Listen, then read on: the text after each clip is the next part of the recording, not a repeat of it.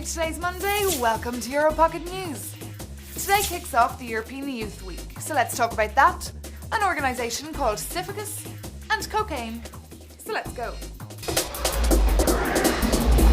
Do you think that civil society should claim part of the taxes from their own governments to build an enabling environment for a more just world?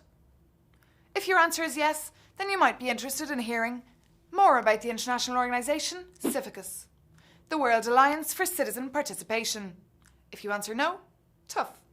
As Civicus, although it sounds like the name of an STI, has worked for years strengthening citizen action and civil society throughout the world, especially where democracy and citizens' freedom is threatened. And just last week, the Scottish city of Glasgow hosted hundreds of Civicus members, guests and activists from 150 countries, with the main aim of raising awareness for prisoners around the world, especially those who are imprisoned without fair trial. Young people presented 9 initiatives during the 4-day Congress, but the one that stood out the most was when 9 of them locked themselves in a prison cell to chant in the name of civil rights.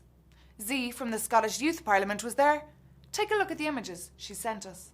Representation, then you meet day afterwards. Yeah, so this will just people who were working on that, if they can also do their magic to do something about it. That's just a suggestion from my end.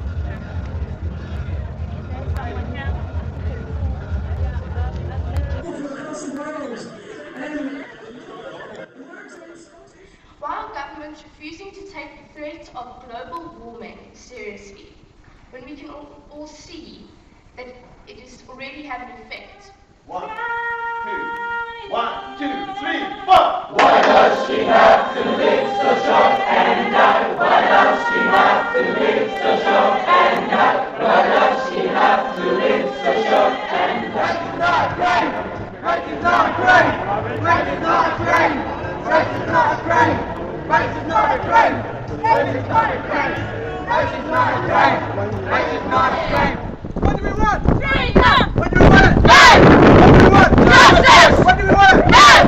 What do we want? Freedom! What do we want? Right!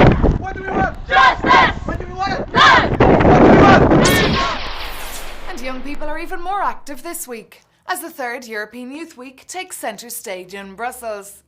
With the aim of promoting the Youth in Action programme and European youth policies, young people from all over Europe will voice their thoughts on the EC's Plan D, democracy, dialogue and debate. With the theme social inclusion and diversity of young people in Europe, the youngsters are doing just what Jan Fidgel asked them, discussing, getting involved and contributing to the Europe of the future. But what about the rest of us? I have a funny feeling it's the same faces and voices that are representing us at all these events and discussions. If you want to get your voice heard or make sure that you're okay with the opinions of your country's reps in Brussels, check out youthmedias.eu and get your nose in too.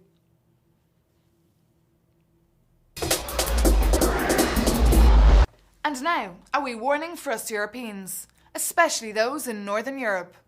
Research from Rosatom, the Russian government's nuclear authority, has revealed that a nuclear nightmare could become a reality.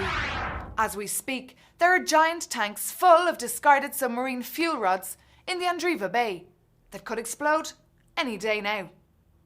As we are still coming to terms with the Chernobyl disaster of 1986, how could we possibly contemplate a repeat? Alexandra Nikitin of the environmental group Belonas scolds that nothing has been done to prevent the piling of these stockpiles, and now we're sitting on top of a large nuclear bomb. Dismantling this mess would cost around $1.5 million. Who's going to cough it up? The EU? And finally, when in Rome, do as the Romans. And if that has to be taking drugs, then so be it. As secret sources from the Italian National Research Centre have revealed, that traces of both cannabis and coke are in Roman air. So if you're admiring the Sistine Chapel anytime soon, you will also be inhaling traces of the A and B class drugs, as well as caffeine and nicotine. Who knows if the news will be good or bad for tourism? And no dig at young people implied, but the most concentrations of cocaine were found around the area of the university. Well, that's all for today. Enjoy your Monday and I'll catch up with you tomorrow. Bye bye.